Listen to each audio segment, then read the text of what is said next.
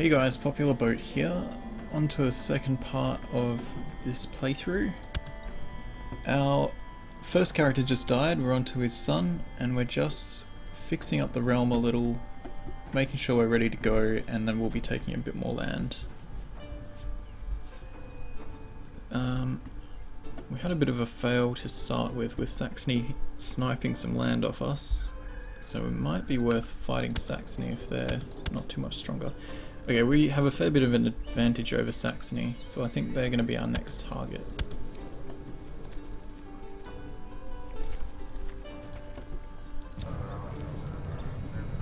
Let's give our guys some jobs. Actually, let's form an alliance with our brother. Oh, he doesn't like us enough. That's not good. Okay. Let's make sure all of our council members have jobs. We'll go and study technology in Constantinople and send our seer to improve relations with anyone really, that doesn't matter.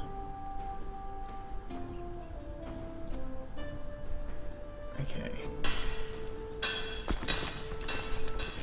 We have a pretty strong army. This guy has a reasonable amount of martial score. I'm a bit concerned about fighting Saxony by ourselves.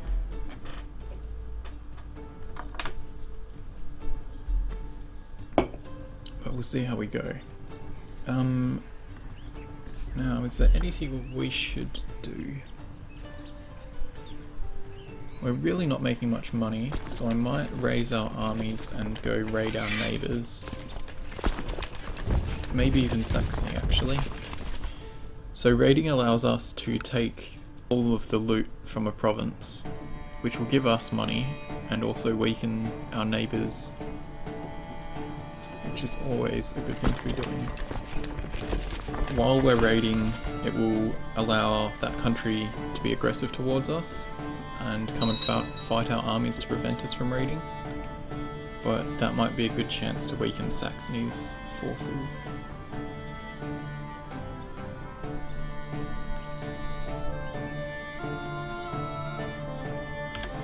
Consolidate them, toggle them to looting, and then send them over.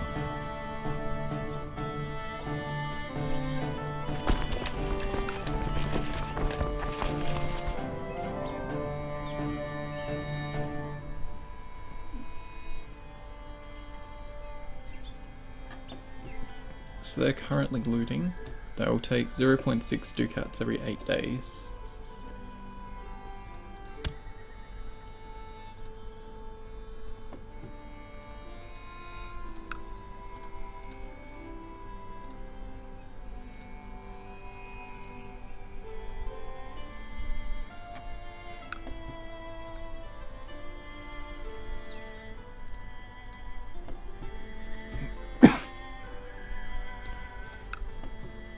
Have they taken everything they can yet? No.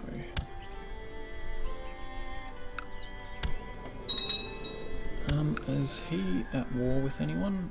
He's hostile. I really want to fight him. I think we might see if our steward will raise some more troops for us while he's building legend. And if he does, we can... Okay, so our character's concubine, so basically one of his mistresses is now pregnant, which is good for us. Because the more children, the better generally. We can marry off our daughter actually, and that will give us a new ally. Particularly if we pick someone strong. Is Ragnar...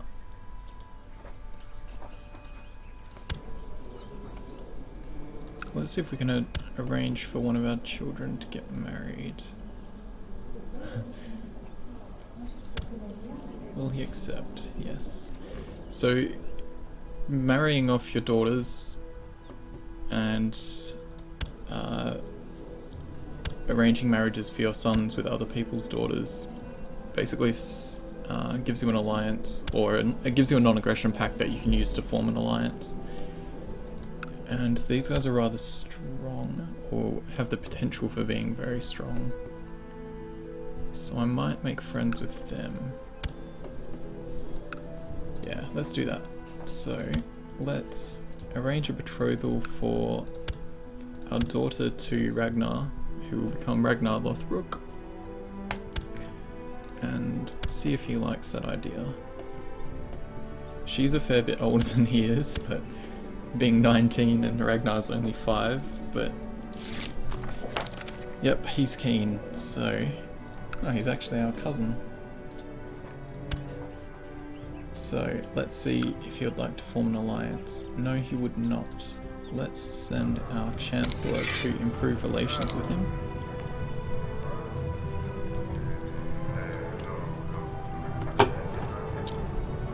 So if we can become friends and form an alliance, he'll assist us in any wars, and that'll make it much easier for us to fight Saxony.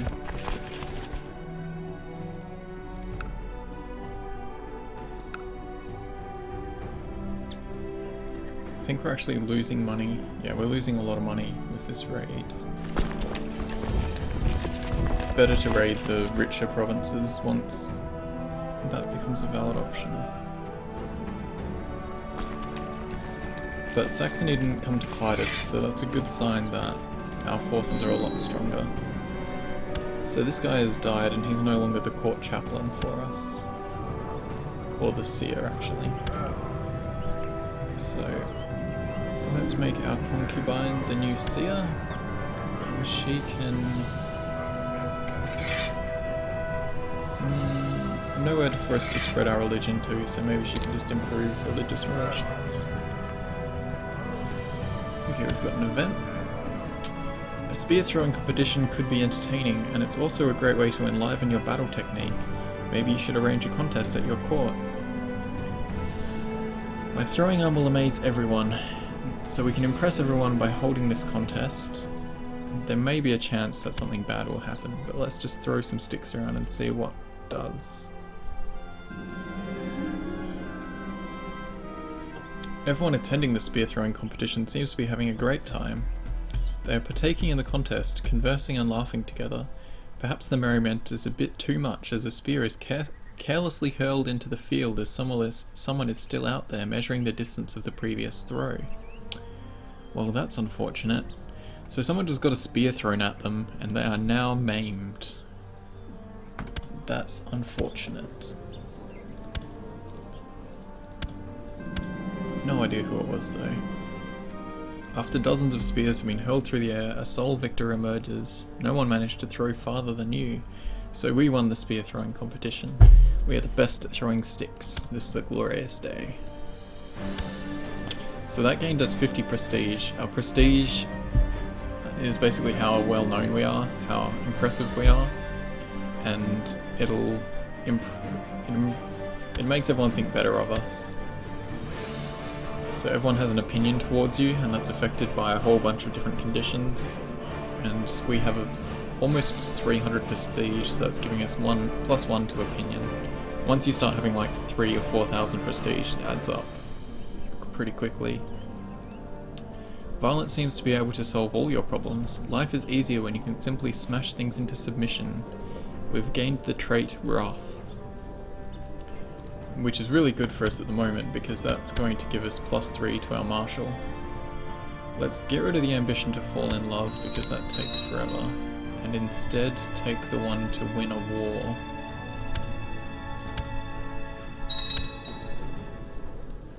So we are a fair bit stronger now. Let's see if we can form that alliance yet. Still no. We may be able to send some... Yeah, let's send him a gift. That'll improve his opinion of us. And ask if he'd like the alliance now. And yes, he would.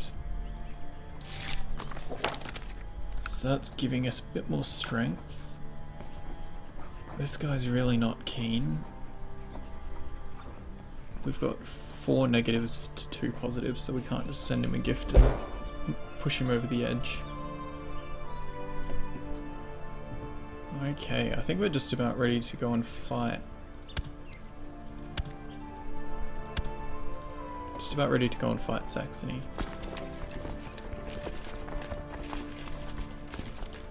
As a tribe, we can upgrade our holdings using our prestige, which is handy because you get a fair bit of prestige from raiding and attacking your neighbours. But as it also affects your opinion, it's generally a pretty important commodity to have. Okay, so we're looking at being about double the strength of Saxony, so let's go and fight them for 2 provinces. Maybe it would be a better idea to go a different direction. Although we can only do it within Denmark. That's fine, let's fight Saxony, because fuck them for stealing these provinces from us. A son was born. He's a child of a concubine and doesn't have any special traits. He can just have that name.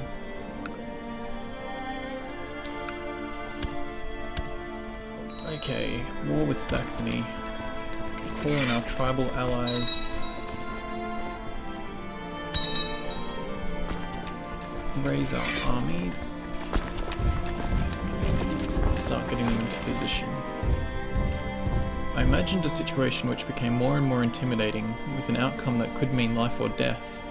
I swallowed hard and decided that I would either run away and we would gain the trait of craven, which is really not a good trait when we're trying to go to war, or we would stay put and fight. So this guy's imagination is potentially going to wound him somehow, or he's going to end up brave. I think the 1 in 4 chance is a worthy risk, and wounded can heal. There's nothing to fear but fear itself, and we've gained the brave trait, so now we're even better at fighting. Which is perfect timing for this war.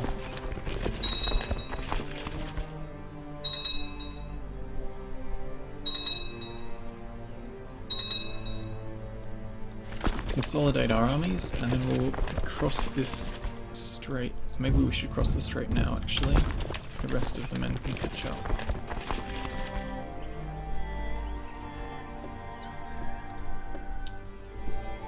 So looking around the rest of Europe, Italy is pretty solid as Lombardy. The 2 Frankias have merged. We have a battle. We heavily outnumber Saxony's army, even with Holstein, Lübeck and Altmark sending in their forces. We should be able to win this no problem. You are separated from your men in the chaos of battle and now find yourself in the midst of war. As you scan the field and try to rejoin your forces, you see Grand Chief Theodoric of Saxony break through the enemy ranks and charge at you. So let's have a look. He has a personal combat skill of 2, we have a personal combat skill of 3, so fighting him one-on-one we should have a pretty good chance of beating. So prepare to die, Theodoric's scum. You and Grand Chief Theodoric slowly circle each other, tense and focused. You scan him for any sign of weakness, any opening in his defense that you could possibly exploit. One mistake is all he'll get. As you and Grand Chief Theodoric engage, you slip up and leave an opening in your defense. He strikes to try and take advantage. That is not good. Defend yourself. He overwhelms our defense and with a mighty blow sends us sprawling to the ground.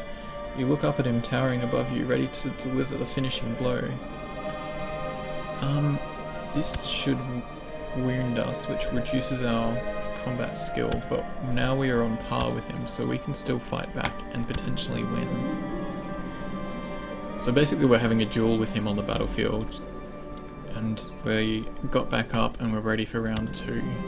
And this time he has a break in his defense. He appears panicked by this, allowing an opening, and we strike. We've knocked him to the ground. He lies sprawled at our feet, completely at our mercy. It's all over now. Unable to withstand our attack, Theodoric of Saxony is beaten to the ground. You have battered him, but Grand Chief Theodoric of Saxony stands back up, determined to fight on. But now he is wounded, and we have the combat skill advantage again. We cross arms another time, surely he must be beaten by now. Our flesh wound will not stop us. We launch a frenzied and furious attack on Grand Chief Theodoric, immediately setting him on the back foot. He appears panicked by this, allowing us an opening. So we strike again. We force our way through, easily overpowering his pathetic defense. We strike for his heart with all our might, and he dies. Rest in peace. Fight is over, he is defeated and we won. So their army receives an event and we gain some extra morale in the combat. And now one of his children will be the Grand Chief of Saxony. We've encountered another of his men. This guy doesn't have any personal combat skill, so we have a +2 advantage. This should be a much easier fight. Prepare to die. One mistake is all he'll get. And we've sucked again, and he's attacked us. But we are still only wounded, so we're not going to get worse again unless we get maimed. But that's not looking very likely at this point. So we'll try again. This time we've beaten through his defense, and we attack, and he is yielding, so this should mean that we take him as a prisoner, and the war will be won because we have captured the Grand Chief. The fight is over. Grand Chief Wichiman of Saxony is defeated. Victory is mine. He lies helpless at our feet, his weapon discarded and yours at his throat. Come with me and walk fast. It's a long walk. We've captured him. That gives us 100% war score, and we can enforce our demands. We've won our war, so now we've taken Holstein and Slesvig? Oh, it's just Holstein in this. Okay, that went great. We won our war. We put our army away. And pick a new ambition. And our wound is healed from like 5 days ago. So now we're scarred, and scarred gives us bonus prestige. And it also gives us this big scratch down our face in our character portrait. Okay, so we need a new ambition. That went pretty well. And we shouldn't need to go to a war immediately. So let's go with becoming a Grand Duke. So at the moment we control one Duke title, which is our core land here.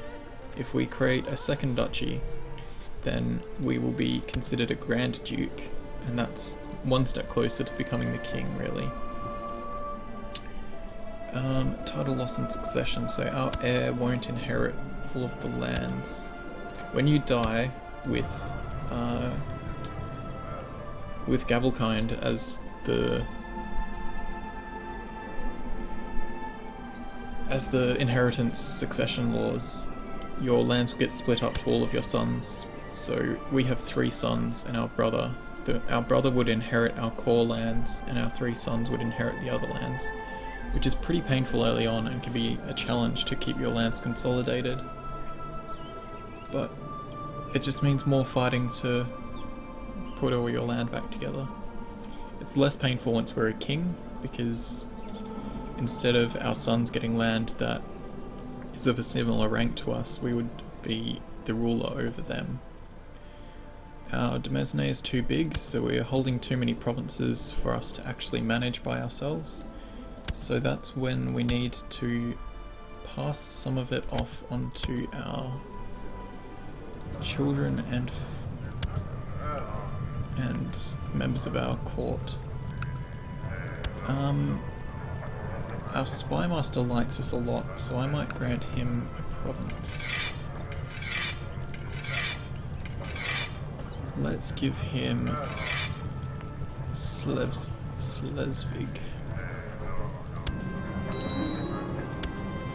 And make him our spy master again. Send him off to study technology. Okay, now we really need to recoup some money. We've gained some prestige, so we can upgrade our tribal holding. Is there anything we can get that'll give us more money? Not at the moment. Having a larger levy would be good. That gives us more of an army, or just adding to it might be a better option.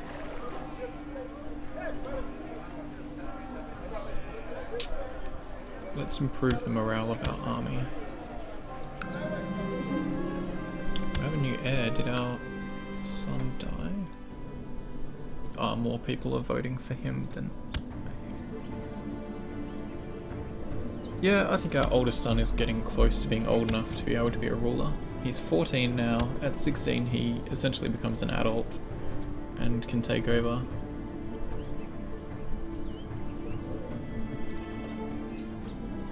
Playing like this is way more fun. More fun than sitting there and eating sausages. Like worst wedding Wednesday.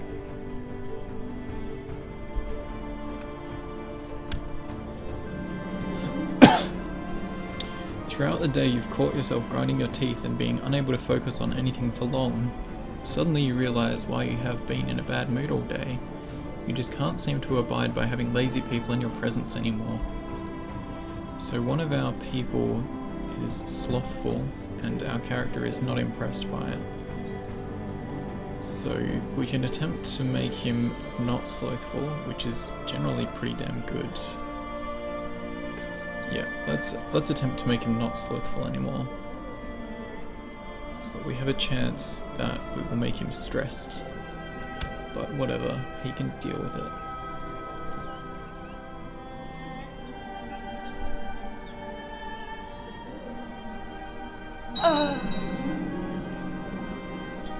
Our mother just died. How unfortunate. And to celebrate, our character thinks that his daughter might fancy him. So this is why this game is definitely murder incest simulator, because he's decided that his daughter might like him and we can go try and seduce her or decide it's not appropriate. Now she is lustful, which is probably why this has happened. And she's going to be marrying Ragnar. I think we will gain some piety and decide it's not appropriate. Sometimes it can be worth doing. I was 2 seconds late looking at chat to seeing you yelling at me to make a move. Normally I would, just because it's amusing, and if she's married to someone already and they're an adult, they might just be like, "Oh, I've had a new baby. That's great." But because he's only a child, and I would like the alliance with them, I don't want to fuck up the relations. It's pretty funny though.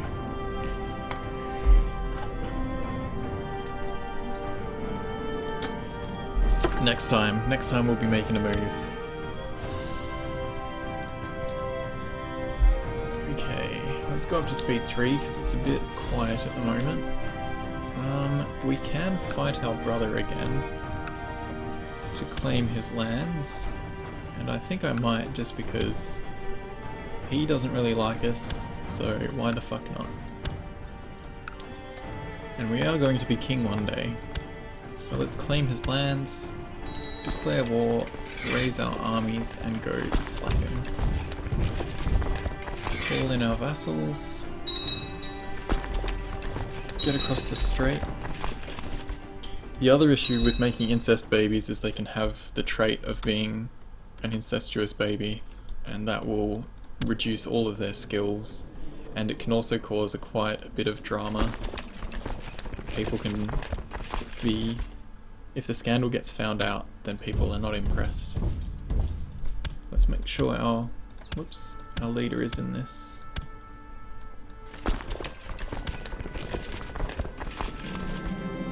Oh, we've run into another guy. He's got a personal combat of 6, which is double ours, and I really don't want to be fighting him. But we don't have the option of not fighting him because we are brave, I think. Oh, as we get closer, we realise it's actually someone else who is absolutely rubbish, but it's actually our brother. So if we kill him, then we won't have competition for the throne, basically. Oh, but he ran away. Perfect. As you get closer, you realize the enemy soldier is your brother. I'm not even going to try with the fancy names. Seeing you charge across the field towards him, he turns and flees. You pursue but lose track of him in the chaos. That's right, coward. Run back. Run back to Jotland.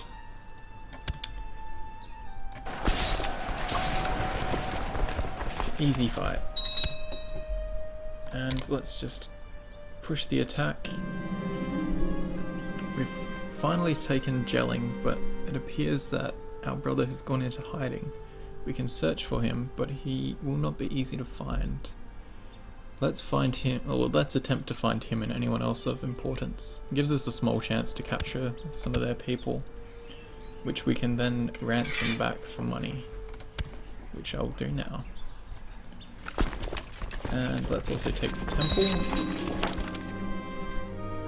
My steward tells me that his efforts at praising my name, SK, our steward has raised another force, which is good because we are currently in a war, so they will be happy. Someone has been spreading lies about me to my vassals, saying that I distrust them and I'm unfit to rule. Unfortunately, it seems my vassals are more receptive to this slander, and my relations with them have been damaged. That's not good. So someone is bitching about us behind our back and making our vassals not like us. Unacceptable.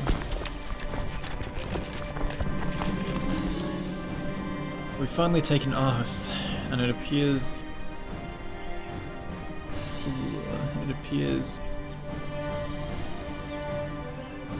that we can attempt to capture her.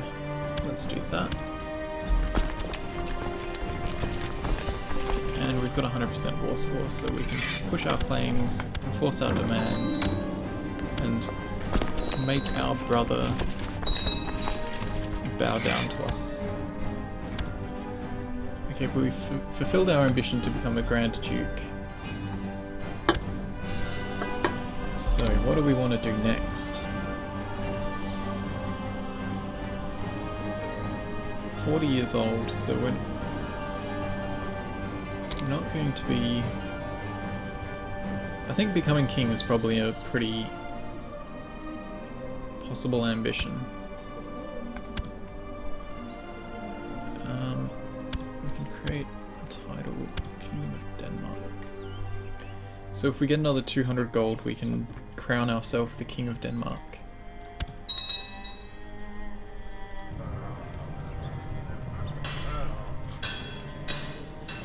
Been a pretty decent start so far. Let's have a look at our laws. Council terms free is good.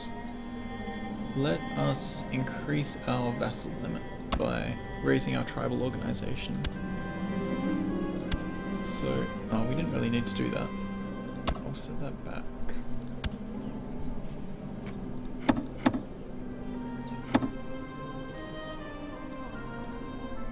Our prisoner is complaining about her dark cell in the dungeon. Well, sucks to be you.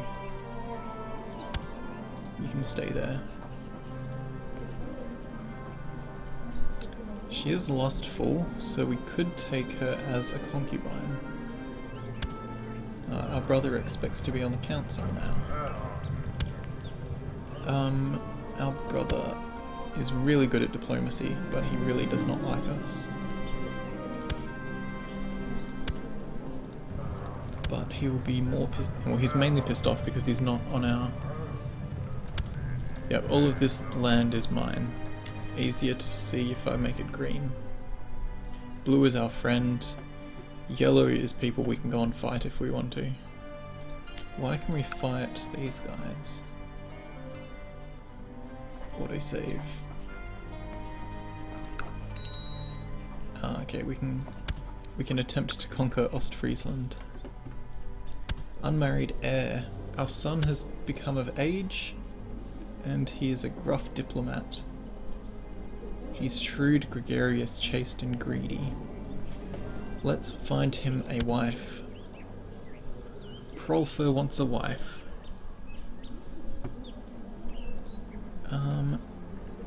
We we don't want one that's stupidly younger than he is, so let's look at about similar age.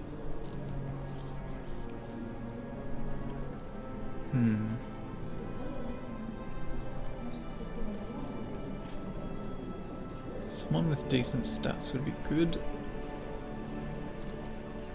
I'm not liking the available options. Actually, maybe it would be a better idea to just betroth him to someone, because he will be able to take concubines.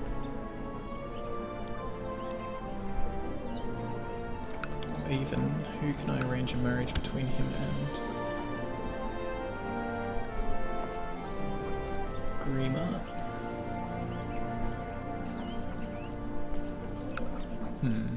Okay.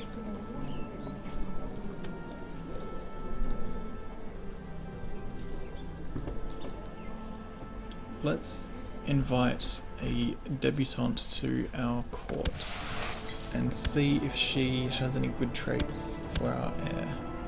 She should be about 16.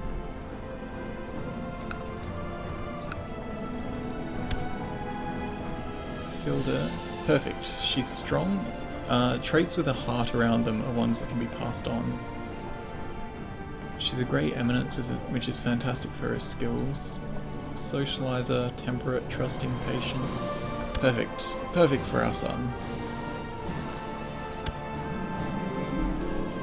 And let's collect royal duty to help fund us becoming king. And I think that's probably a good place to take a break. So thanks for watching, I hope you're enjoying, and I'll start another part in a moment. See you later.